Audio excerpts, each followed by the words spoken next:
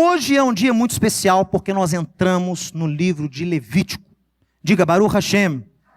Nós entramos em Levítico, terceiro livro da Torá. E o livro de Levítico é talvez um dos livros da Torá mais mal compreendidos, eu diria assim, tanto por judeus como por cristãos. É um livro que tende a ser um pouco menosprezado, né? Porque basicamente o que é o Levítico aos olhos de quem não conhece e não se aprofunda? Levítico é um livro que fala de sacrifício. É só sangue. É sangue, sangue, sangue. E tem gente que começa a ler a Bíblia e pula Levítico, porque é muito sangue. É muito sacrifício, é muito animal. E a pessoa às vezes salta aquilo ali e acaba criando um vácuo, uma lacuna importantíssima no conhecimento bíblico. Como nós vamos ver hoje, Levítico talvez seja um dos livros mais importantes da Torá. Porque ele nos ensina conceitos que você tem que ter como servo de Deus. Você tem que ter conceito de santidade. Você tem que ter conceito de remissão. Você tem que ter o conceito correto de expiação. Você tem que ter o conceito correto de perdão. Pecado. Purificação. Sacrifício. O fato de nós não termos hoje um templo lá em Jerusalém funcionando com sacrifícios, não exime, não diminui a importância de você entender o que é isso. Porque quando você proclama, você que não é judeu, quando você proclama que você é um discípulo de Yeshua, quando você proclama que foi liberto e lavado pelo sacrifício de Yeshua, o que você está pregoando? Que foi um sacrifício que te deu remissão. Mas o sacrifício de Yeshua, ele ocorre dentro da mesma premissa, dentro dos mesmos moldes do sacrifício de Levítico. Quem não entende o sistema sacrificial do Levítico, não entende em plenitude o sacrifício de Yeshua. O primeiro sacrifício ordenado na Torá é chamado Korban Pesach. É o sacrifício de Páscoa. Ele foi instituído lá no Êxodo, capítulo 12. Yeshua é chamado pelo seu primo de Sea Elohim, no Sechatam Eolam, Cordeiro de Deus que tira o pecado do mundo. Como é que a pessoa vai entender o que é Jesus sendo o Cordeiro de Deus, se ela não entende a festa da Páscoa? Me explique. Se João compara, esse é o Cordeiro de Deus, compara ele com o cordeiro lá do Pêssar, como é que você vai entender então quem ele é, se você não entende o que aconteceu lá no Êxodo? Que sacrifício foi aquele? Que ordem foi essa? Vaikra, eu dei ali um subtítulo para ele, veja. Vaikra, o chamado de Deus para o homem. Por quê? Porque a palavra Vaikra significa e chamou. Na sua Bíblia está escrito o quê? Levítico, não é? No latim, Levíticos. O que é Levíticos? Por que lá na Septuaginta os gregos escolheram esse nome para o nome do livro? Levíticos significa o quê? Coisas dos levitas, que realmente o livro vai falar muito sobre isso. Mas em hebraico, qual é o nome do livro? Vaikra. Por quê? Porque é o ensino que Deus quer te dar com esse livro. Os nomes dos livros na Torá não são só porque são as primeiras palavras dos livros. É muito mais do que isso, pessoal. Vaikra, a própria palavra Vaikra já tem toda a simbologia que eu vou falar aqui hoje. Hoje nós vamos falar aqui todo o estudo sobre uma palavra, o nome do livro em hebraico, Vaikra, e chamou. Veja. Vaikra, e chamou, aí no verso 1. É um livro que exalta a santificação do povo e do sacerdócio de Israel. Gustavo mencionou muito bem, ele é chamado na tradição judaica de Torat Kohanim. É a instrução para os sacerdotes. E ele trata de um tema muito importante. Santidade. Separação. Todos os sacrifícios, todas as oferendas, toda a liturgia tinha por objetivo, intuito, uma coisa só: aproximar os homens a Deus. Aproximar Israel do seu Deus. E como era feita essa aproximação? Separando-se das coisas do mundo. Não falei isolando-se do mundo. Eu falei separando-se das coisas do mundo. Há uma grande diferença. Santidade, onde o sujeito fica isolado, não tem contato com ninguém nem com nada, e se diz santo, essa é uma santidade falsa. Não é santo. Santidade significa isolar-se do mundo, estando no mundo. Não ser contaminado pelos princípios do mundo, estando no mundo. Porque aí você pode influenciar outras pessoas. Santidade tem a ver com influência. Diga, influência. Santidade, no contexto original, significa separar e influenciar. Você é santo para influenciar. Você não é santo, você não se esforça para ser santo, não é só para você se aproximar de Deus, não. É para você aproximar outros também com o seu exemplo. Santidade é influenciar pessoas a também se achegarem a Deus. Bom, olha aqui. Santificar, distanciar-se da nossa natureza pecaminosa, do pecado e nos aproximar a Deus. E Deus nos chama para sermos santos, veja aí. Não há como estar próximo a Deus sem sermos separados para e por Ele. Isso é um conceito muito claro no judaísmo, muito claro na fé. E eu gostaria de falar para você o seguinte. Levítico existe para te dar a noção do que é um pecado. Para te dar a noção do que requer um perdão de pecado.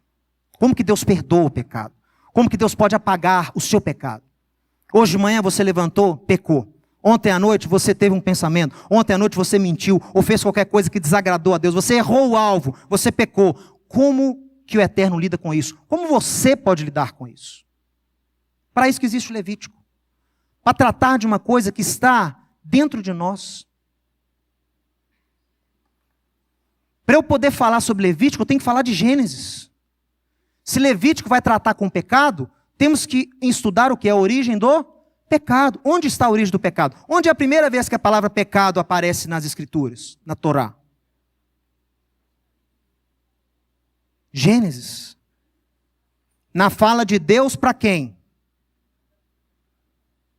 Para Caim. Olha só. A gente começa a entender a palavra pecado aparece a primeira vez lá, Deus falando para Caim.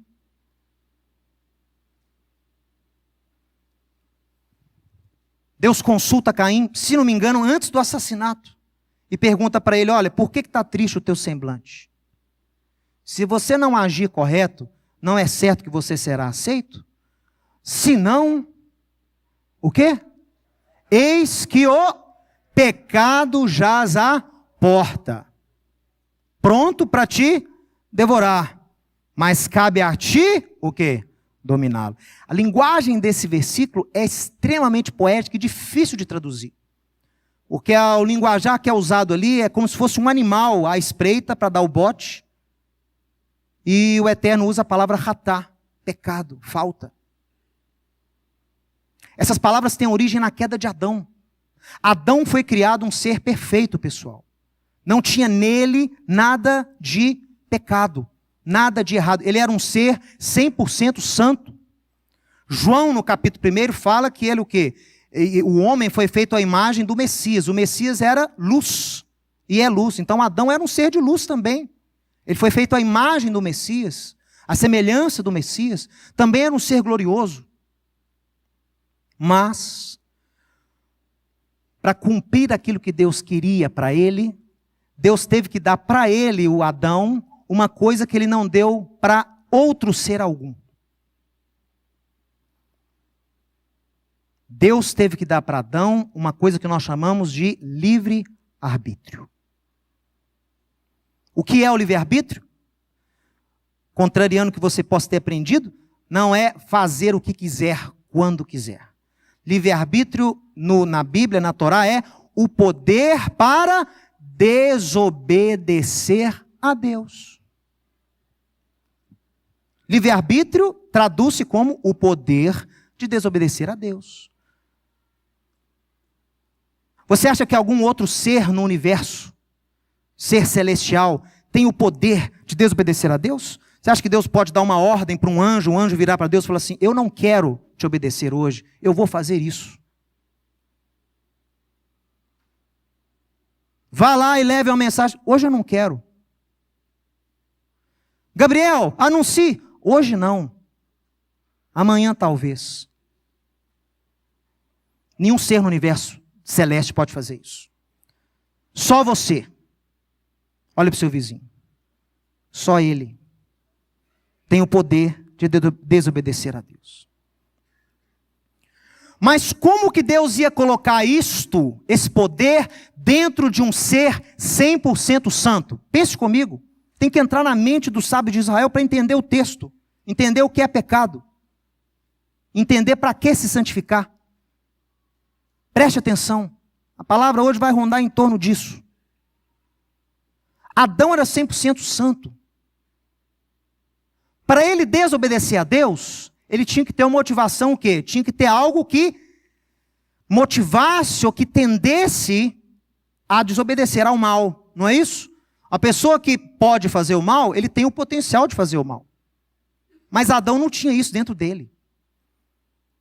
Aquilo que dá forma ao livre-arbítrio de Adão, ou seja, a desobediência a Deus, não estava dentro dele. O objeto do livre-arbítrio não estava dentro dele, estava fora. A materialização do livre-arbítrio de Adão estava fora da sua natureza, constituído como a árvore do conhecimento do bem e do mal. A árvore do conhecimento do bem e do mal era o objeto que faria Adão exercer o seu livre-arbítrio. Não havia nada dentro dele que tendesse para o mal, que fosse potencialmente perigoso para Deus. Nele não. Tinha fora. Então Deus fala com ele, olha, você vai ser um ser com livre-arbítrio. E eis aqui a forma de você conseguir expressar isso. Adão tinha que ter a possibilidade de desobedecer, porque senão ele não teria livre-arbítrio. Se você sai de casa, acorrenta a sua esposa ao pé da mesa e diz, olha, se você me ama, você vai escolher ficar em casa até eu voltar. Ela tem alguma opção? Ela vai exercer algum livre-arbítrio? Não.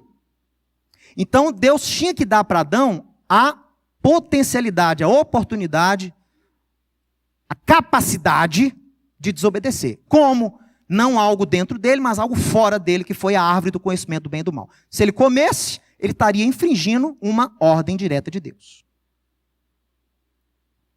E o que acontece quando ele peca? Quando a mulher peca e depois ele peca. Pessoal, veja a simbologia do Gênesis. Não pode tratar essas histórias, não pode tratar esses registros como sendo história para criança, meu irmão. Tanto no judaísmo, até menos, claro, mas no cristianismo principalmente, a gente trata essas histórias como se fossem histórias de escola dominical, de escola sei lá o quê. Gênesis tem os segredos do universo, os segredos da natureza humana, estão tudo nos primeiros capítulos de Gênesis. A gente passa despercebido pelos símbolos. O Eterno coloca lá uma árvore e Adão vai lá e come. O que é o comer? Ele pegou o quê? Ele pegou aquele potencial que era para fazer o mal, aquele potencial que era para desobedecer a Deus, e fez o quê com aquele potencial, aquela árvore, aquele fruto? E quando você come alguma coisa, você o quê? Internaliza. E não foi maçã não, viu? Foi figo. Por quê? Porque o figo é a fruta que é digerida mais rápida. Então os rabinos falam que foi o figo. Simbologia. Então ele pega aquele fruto, come, e aquela natureza, aquele potencial, aquela inclinação, aquela possibilidade de pecar, passa a fazer parte da sua natureza. Ele altera, ele muda a sua natureza a qual foi criado. Quando ele internaliza esse potencial para fazer o mal, todo aquele ser de luz, todo aquele ser de glória que era Adão, o quê? Muda. Meu amigo, no momento que o Adão mastiga aquele fruto, há um cataclisma no mundo. Ele muda um monte de coisa, ele muda o mundo, ele muda a natureza e ele muda o seu corpo. Ele muda a sua estrutura molecular, ele muda tudo em si. Tanto é que depois que ele come o fruto, aí pela primeira vez ele consegue o quê? Olhar o próprio corpo. Por quê? Porque antes era luz. Adão era um ser de luz. Mas pela primeira vez que ele tem a natureza mudada, o potencial para errar passa a ser parte dele, agora ele olha o próprio corpo. E se a glória de Deus lhe servia como cobertura, como pele, e agora ele foi destituído dessa glória, Adão se tornou um corpo sem pele, despreparado. O Eterno disse que teve que fazer para ele o quê? Vestimenta de pele. Uma roupa de pele. Em lugar nenhum está falando que Deus matou animal, que tirou pele de animal, que cobriu o animal. Não. O texto fala só isso. Viu que não tinha cobertura, e o Eterno então fez para ele uma roupa de pele. A palavra pele em hebraico é pele humana, não é pele de animal. E é roupa mesmo, uma túnica, cobertura completa. Deus teve que preparar o novo corpo caído de Adão para viver nesse mundo.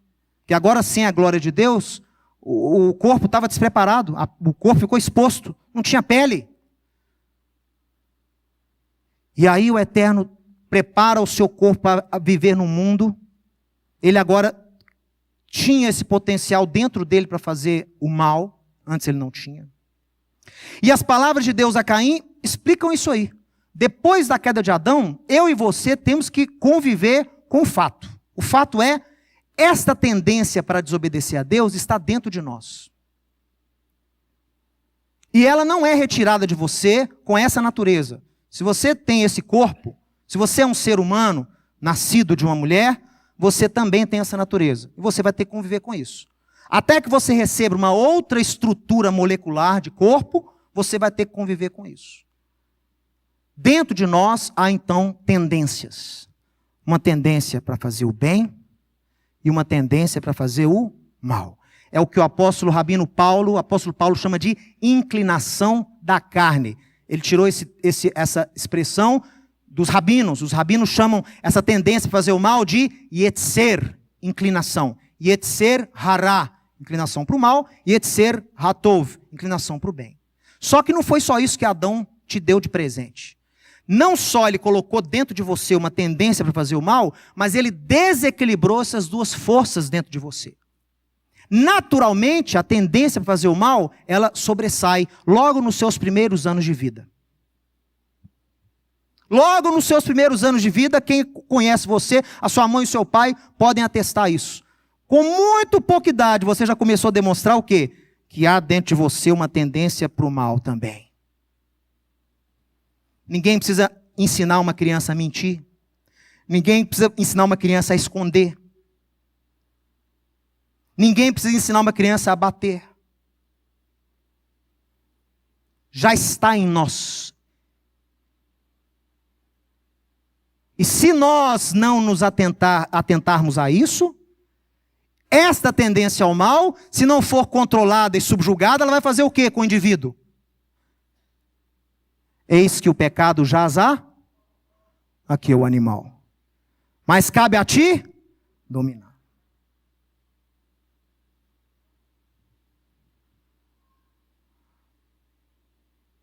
Nós temos essa inclinação para a carne, que tem que ser dominada. Contrariando os dogmas lá antigos, o homem não nasce com pecado. O fato de você nascer não é um pecado. O homem nasce com uma inclinação para o pecado. É totalmente diferente. As palavras de Deus para Noé, Deus diz o quê? Vou destruir a humanidade porque a inclinação do coração do homem é mal desde a sua juventude ou meninice. Não fala desde o nascimento. Ah, mas Davi escreveu que em pecado foi concebido. O que é a concepção? Não é o encontro das células masculinas e femininas através de um ato sexual? Isso não é concepção? Tem-se o ato sexual e há a concepção. O que Davi está escrevendo ali? Que não sei porque as pessoas não entendem. Em pecado fui concebido. O ato sexual no qual eu fui concebido foi um pecado. O que você acha que foi isso? Não precisa ser muito teólogo para adivinhar. O ato sexual no qual ele surgiu foi pecado. Quem era a mãe de Davi? Responda os teólogos, quem era a mãe de Davi?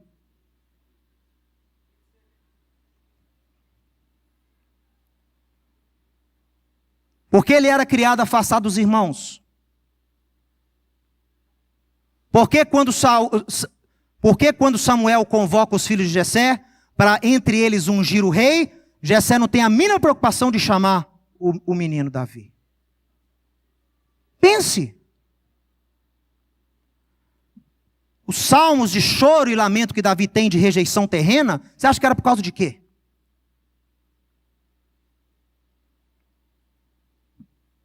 Mas a gente não consegue enxergar essas coisas, a gente não consegue enxergar a simplicidade da Bíblia por causa dos dogmas que foram colocados na nossa cabeça, que embaçam o nosso entendimento. É muito escrito, é muita teologia, é muito doutorado, é muito mestrado que embaçam a sua visão. A palavra de Deus é simples, meu irmão. Na simplicidade, Deus fala conosco. A gente tem que voltar a ler a Bíblia com mais simplicidade. Sim, é importante conhecer o contexto original, mas não fique atrelado, preso a dogmas passados, não. Busque entender a Bíblia como ela é. Se o homem nasce com isso, se ele tem isso dentro dele, qual é a solução? Deus instituiu os korbanot, korban, sacrifício.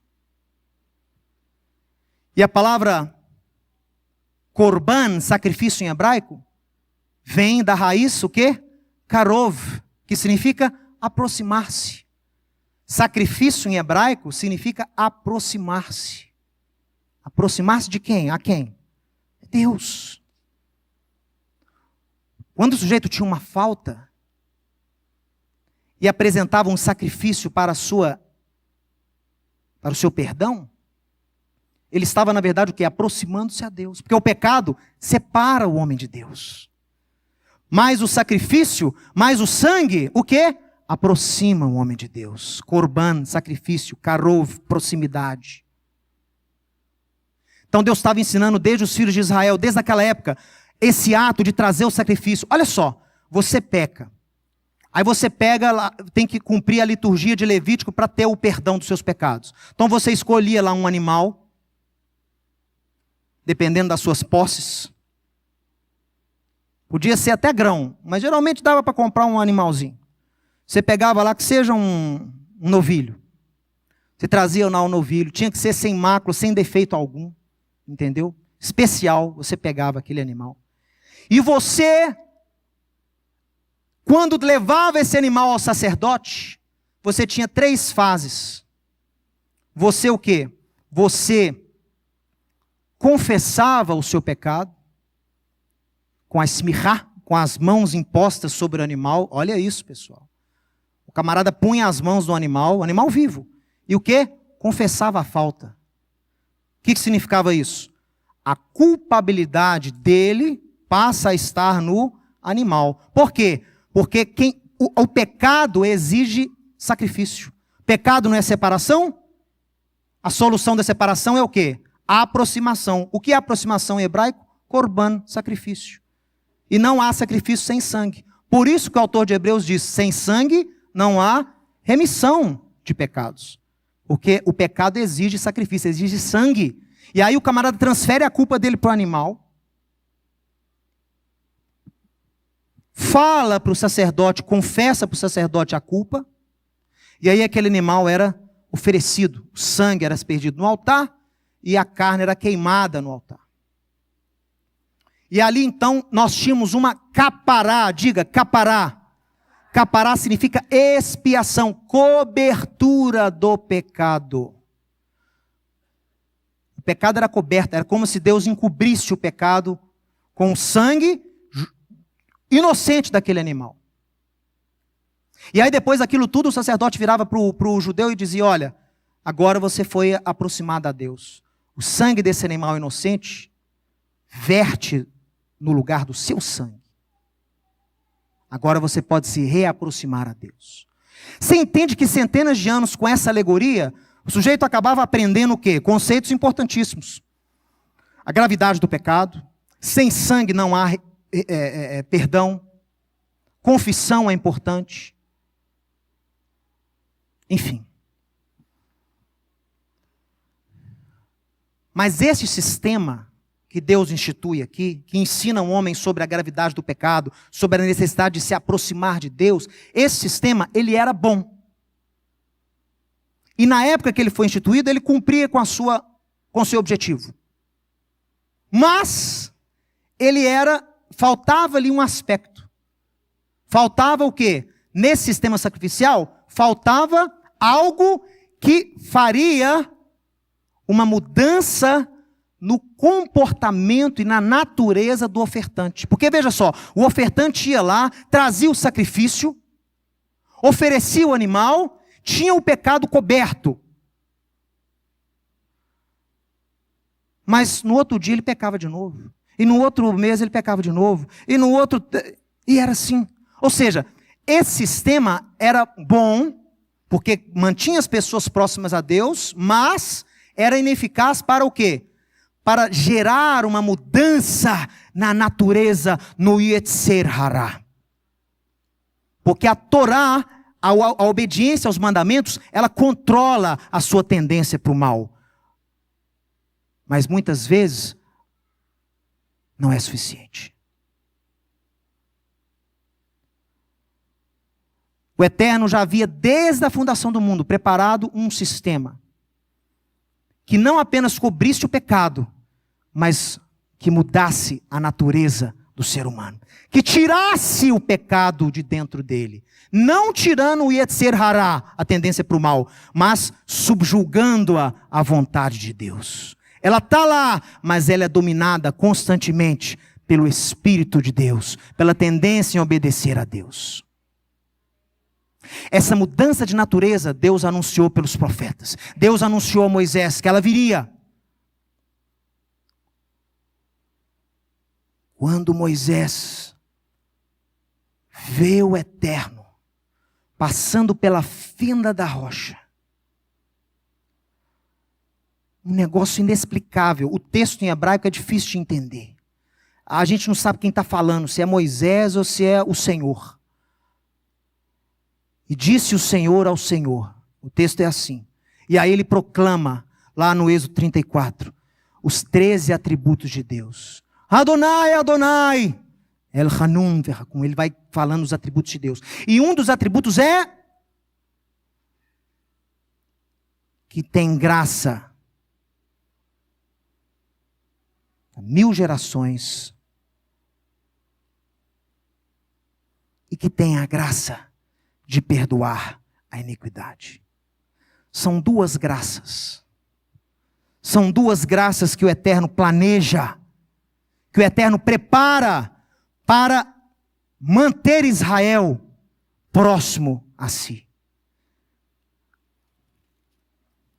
Olha, Êxodo no capítulo 34. Adonai, Adonai, verso 6.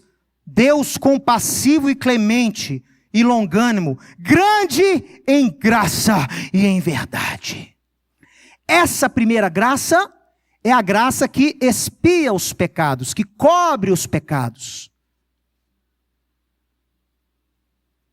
Mas ela não é suficiente. Cobrir o pecado de alguém não é suficiente. Tem que mudar a natureza dele, não é? Tem que perdoar a iniquidade dele, não é? E aí olha o que o texto fala. Que guarda, Hanotzer, que guarda a graça.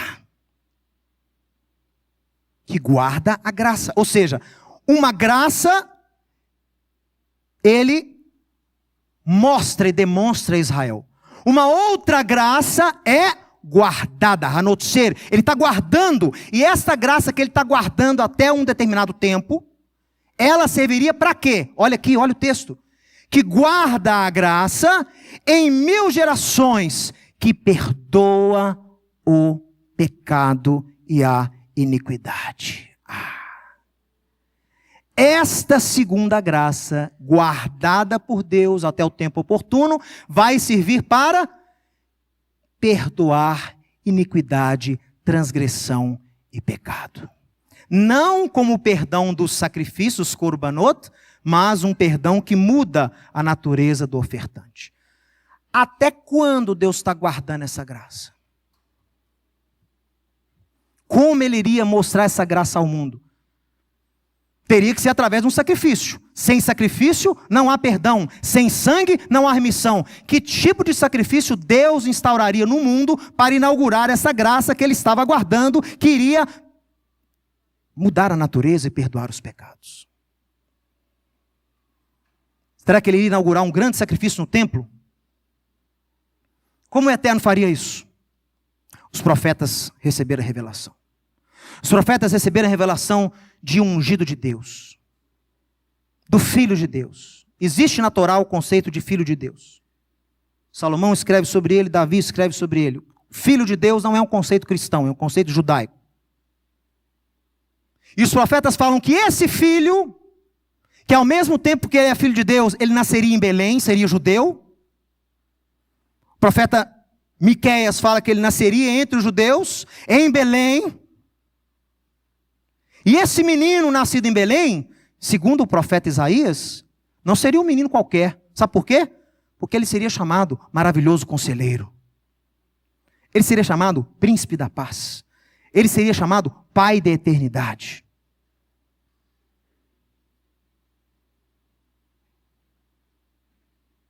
Não se pode chamar um menino, um judeu nascido em Belém, de pai da eternidade. O profeta Jeremias declara que nos seus dias Judá será salvo, e ele será chamado Adonai Tzidkenu, Senhor nossa justiça.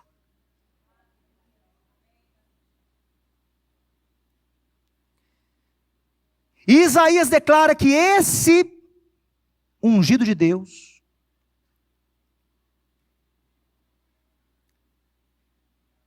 inauguraria com o seu sofrimento, com o seu corban, sacrifício, inauguraria o quê? Uma remissão de pecados. Um perdão dos pecados. Mas para haver perdão, tem que haver sangue. Para haver reaproximação, tem que haver sacrifício. Por isso, ele foi sacrificado. Deus recebe e atribui ao seu ungido a missão de se entregar para inaugurar essa graça guardada desde o Êxodo. Olha o que João, no capítulo 1, declara. Não precisa abrir não. Olha. João está falando sobre o Messias no capítulo 1. Olha o verso 15. João testemunha a respeito dele e exclama: este é o de quem eu disse, o que vem depois de mim tem contudo a primazia, porquanto já existia antes de mim.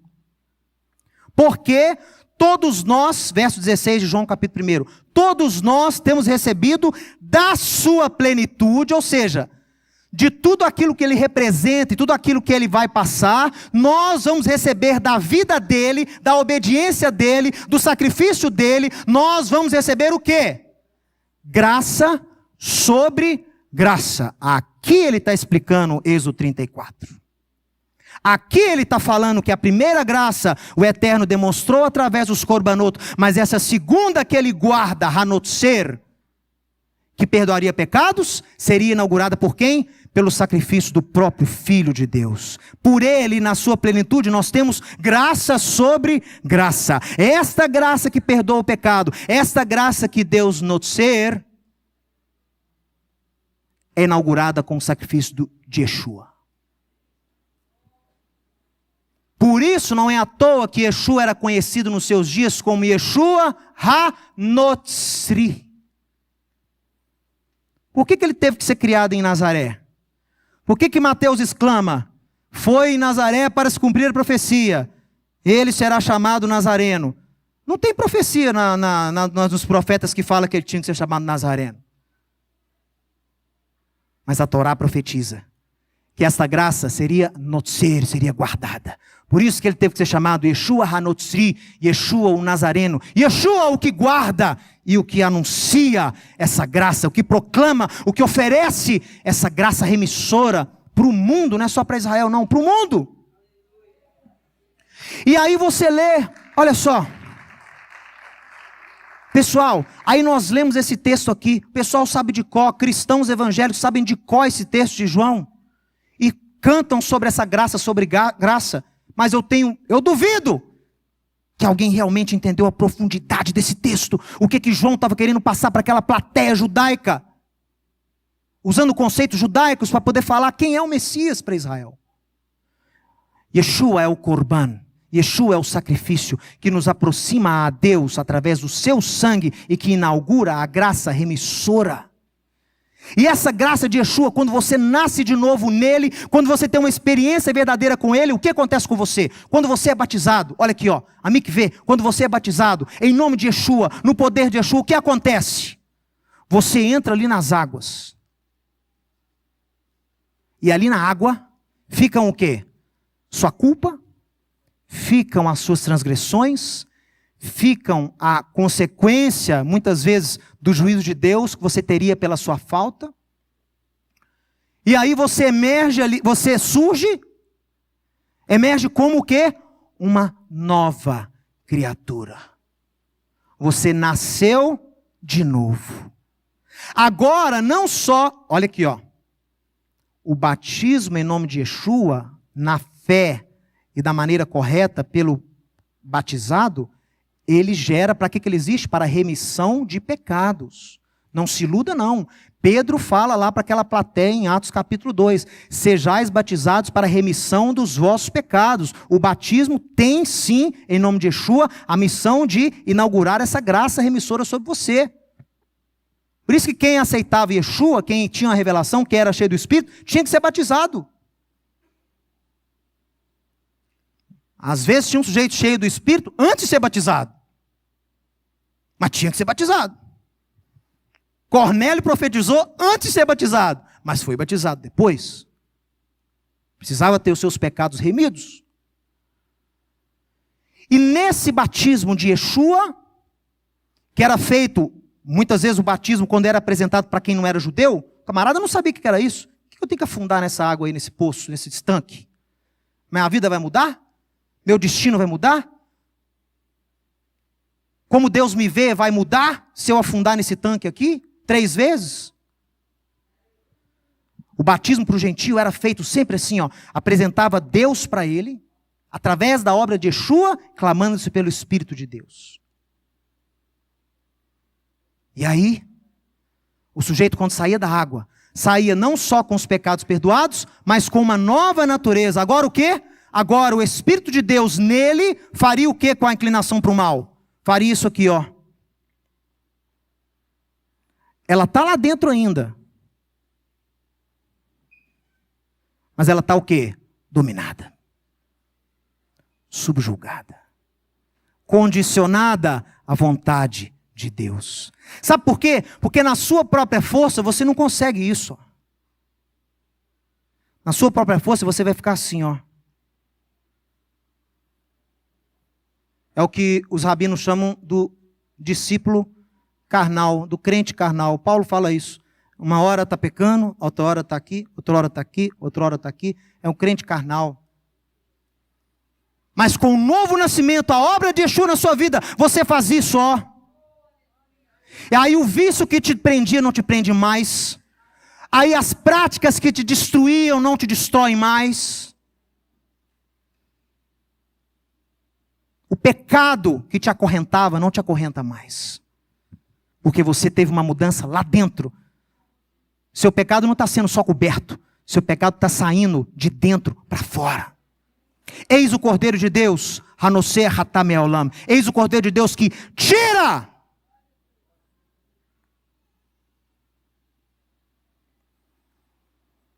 E o tirar o pecado de dentro de você não ocorria com os korbanot. Qualquer rabino do judaísmo pode atestar isso.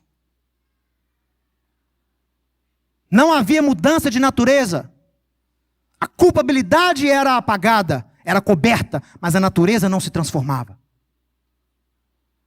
Apenas com o corban de Yeshua, apenas com o sacrifício de Yeshua, esse sim, esse sangue sim. Sabe por quê? Porque esse sangue não secou. Ele verte até hoje. Ele verte até hoje no templo que existe nos céus. Sabia disso? Sabia que no céu tem um tabernáculo? Sabia que tudo que foi feito aqui foi copiado de lá? Sabia que Yeshua adentrou, foi no tabernáculo de lá, e ele adentrou mediante o preço do seu sangue, o sangue que ele verteu por mim e por você, um sangue inocente de um justo, mas com o poder de aproximar as pessoas a Deus. E Yeshua entrou no santo lugar, não só como sacerdote, mas como rei. Rei, porque ele é o Mashiach. Sacerdote, porque ele o é, segundo a ordem de Melquisedeque. Não precisa ser levita. O levita veio depois de Melquisedeque. Ele é uma ordem superior. Sacerdote de sacerdotes. A obra de Yeshua.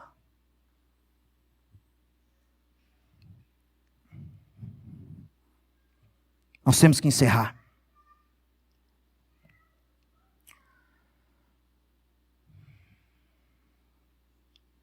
Quero dizer uma coisa para você.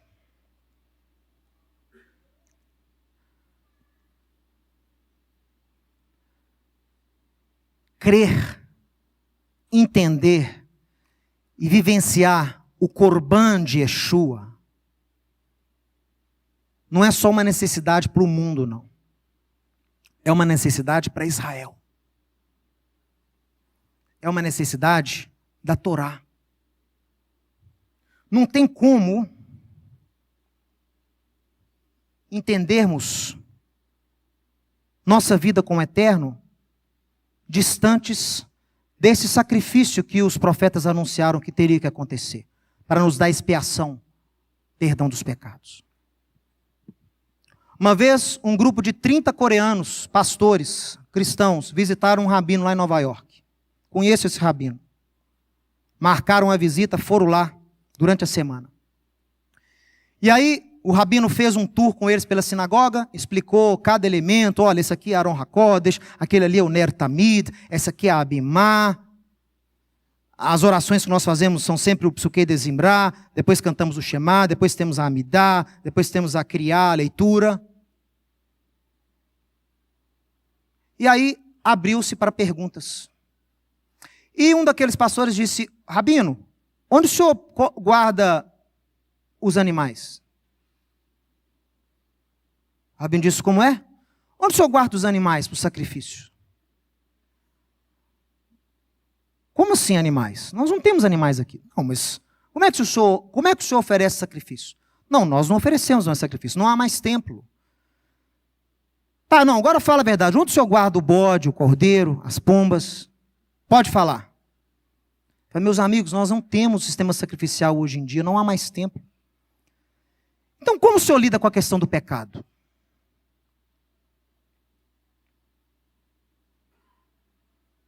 Não tem que haver sangue para haver remissão?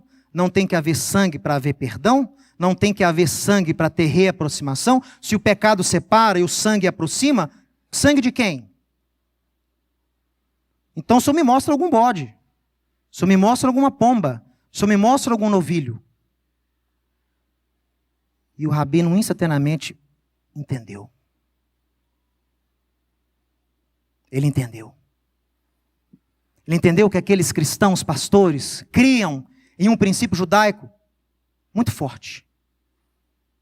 No princípio da graça que estava guardada. No princípio daquele sacrifício que perdoaria os pecados. No princípio do Mashiach ben Yosef, que sofreria para a remissão do seu próprio povo. Mas ele não podia admitir que era Yeshua, que era Jesus. Então ele encerrou o diálogo dizendo: não, isso é assim que fazemos, é a nossa tradição. Mas depois ele escreveu. Como ficou martelando no seu coração e na sua mente. Não se pode dizer que orações, caridade e bons atos substituem o sacrifício. Caridade, oração e bons atos são bons, mas não expiam o seu pecado. Crer em Yeshua, entender o seu sacrifício, é necessidade para Israel. E eu falo para vocês uma coisa. Se esse templo novo for reconstruído pelo Mashiach, ou na era do Mashiach, eu garanto para você, sacrifícios de Hatá para a remissão de pecado, não haverá mais. Podem até existir outros, shlamim, de ação de graça, oferta pacífica, oferta voluntária, mas Hatá de pecado eu sei que não vai existir. Sabe por quê? Porque Jeremias fala no capítulo 31, que naqueles dias Deus fará uma aliança, uma nova aliança com Israel, com Judá. E na mente lhes imprimirei a Torá. E no coração eu vou escrever a Torá. Para que eles andem nas minhas leis, e eu serei o seu Deus, eles serão o meu povo. Não precisará mais homem ensinar para outro homem. Anda nos caminhos de Deus, porque todos me conhecerão. Aí não vai ter pecado. Aí não vai ter falta. Aí não vai necessitar de Hatá. Por quê? Porque todos terão dentro deles o Espírito. Então, meus irmãos, vamos valorizar e entender a obra de Yeshua. Ele não precisa de você. Você precisa dele. Tem gente que vive a vida como se Deus precisasse dele assim, ó. Não há substituto, você é o único. Você não é o único. Você precisa dele. Você precisa do sacrifício de Yeshua. O judeu precisa de entender o sacrifício de Yeshua. Olha aqui, ó. Olha aqui, ó. Vou mostrar para você, ó. Não era meu objetivo, não. Essa é uma foto da Torá, do livro de Levítico, o início de Levítico. Há 3.500 anos os textos são copiados dessa forma. Talvez não com esse alfabeto, mas há séculos é feito assim, pelo menos 2.000 anos. Há 2.000 anos os textos são copiados todos dessa forma. Esse é o início de Levítico. E durante todos esses anos e séculos, os rabinos, os escribas, os sofrim, copiam o texto, colocando a palavra Vaikra, a primeira palavra do livro de Levítico, com um Aleph o quê? Pequeno. A nossa Torá estava assim. Hoje eu fiz questão de ver, está lá o Aleph pequeno. Por quê? Por que escreve Vav, Yud, Kaf, Resh e um Aleph pequeno? Vaikra? Por que esse Aleph está pequeno? Meus irmãos, isso aqui são sinais que profetas da antiguidade deixaram impressos para que você pudesse cavar mais quando eles aparecem. Vaikra com Aleph no final significa chamar, que vem da raiz aproximar. Mas Vaikra sem Aleph significa acontecer. Likrot, acontecer.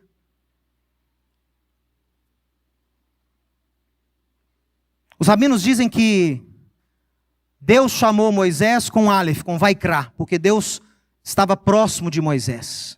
Quem chama é quem está próximo. Quem clama a Deus é porque está próximo a Deus. Mas em compensação, o Balaão, lá em Números 23, sabe como é que é o Vaikra dele? Sem Aleph. E aconteceu que Deus falou com Balaão.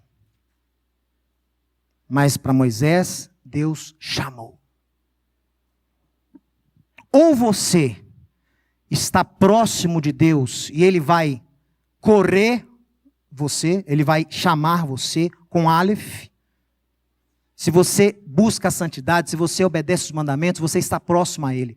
Quem se santifica se aproxima. Corban, sacrifício, aproximar. Quem não crê, quem não anda, quem não não se preocupa com essas coisas. Quem vive a vida como se cada dia simplesmente acontecesse.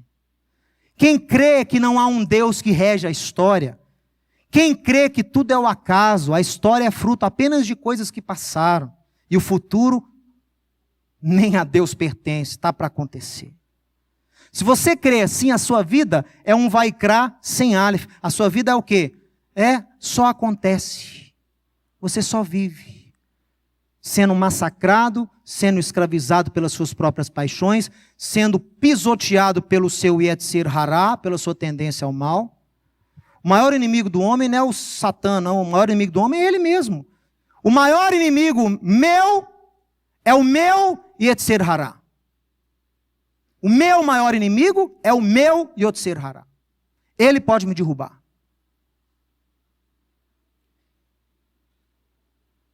Se eu der brecha para ele, ele pode me derrubar. Quem está de pé, cuide para que não caia. Grandes homens de Deus caíram por quê? Porque esqueceram do Yotzer Hatov e começaram a dar ênfase e se deixar influenciar pelo quê? Pelo Yotzer Hará. Traem, adulteram, pecam, mentem, matam. Esquecem-se que devem estar próximos a Deus. Se Deus te chamar, tenha certeza que Ele vai usar um Vaikra com Aleph. Que ele tenha um encontro com você, você tendo sido chamado. Porque se você tiver um encontro com Ele não tendo sido chamado, talvez seja um encontro não muito bom para a sua vida. Se você não experienciou o Corban de Yeshua, se você não é chamado por Deus, se o seu Vaikra é um Vaikra sem Aleph, se você está vivendo a vida ao acaso,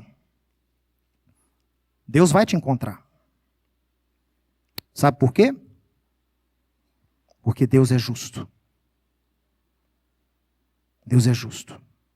E todas as nossas faltas e iniquidades nos visitam.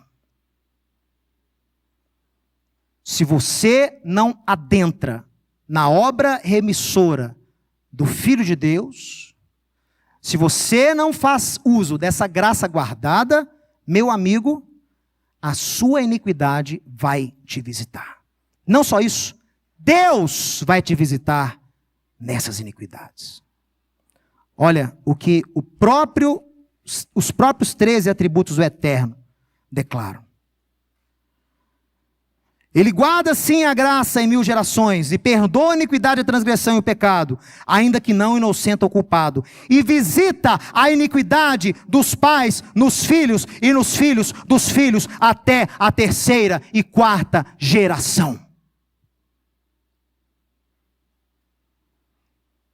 O pai não pode, o filho não pode pagar pelo pecado do pai. Pode sim. Porque Deus é justo. E essa iniquidade será visitada. 3ª e 4ª geração. Muitas vezes você tem um vício, muitas vezes você tem um problema, muitas vezes você tem uma dificuldade na vida, muitas vezes você está herdando maldições, pecados, consequências de pai ou de avô ou de bisavô na sua vida. A Deus não é justo, é porque Ele é justo que Ele cobra de você isso. Sabe para quê? A intenção lá no fundo do Eterno não é condenar ninguém, é incitar arrependimento. É para que você traga expiação, não só para a sua geração, mas limpe o nome da sua família. Que se Deus visita a iniquidade, Ele também atesta e honra a justiça. Você pode ter vindo de uma família só de bandido e traficante. Você pode ter vindo de uma família só de gente enrolada e com mau nome na praça. Mas se você adentrar nessa graça guardada pelo Filho de Deus, você escreverá uma nova etapa na sua família. Você escreverá uma nova fase. Você escreverá um novo nome para o seu legado, para os seus descendentes. Você mudará a sorte da sua casa. Adentre nessa graça do Filho de Deus. Deus prometeu, Deus guardou, Deus licenciou através do seu Filho a nós. Faça uso dela. Não aceite ser escravizado pela sua tendência ao mal. Não aceite pagar a iniquidade do seu pai, do seu avô, do seu bisavô. Você não tem culpa. E pelo fato de você não ter culpa, você tem que entrar nessa graça remidora de Deus. Faça parte dela, entre nela. Entregue a sua vida a esse Deus. Convide esse Messias para fazer a habitação no seu coração. Clame pelo nome dele, pelo sangue dele, para o perdão dos seus pecados. E aí, andando nos caminhos de Deus, sendo cheio do Espírito de Deus, Deus vai abençoar não só a sua geração, mas 1000 gerações serão abençoadas pelo seu testemunho. Amém. Graças a Deus.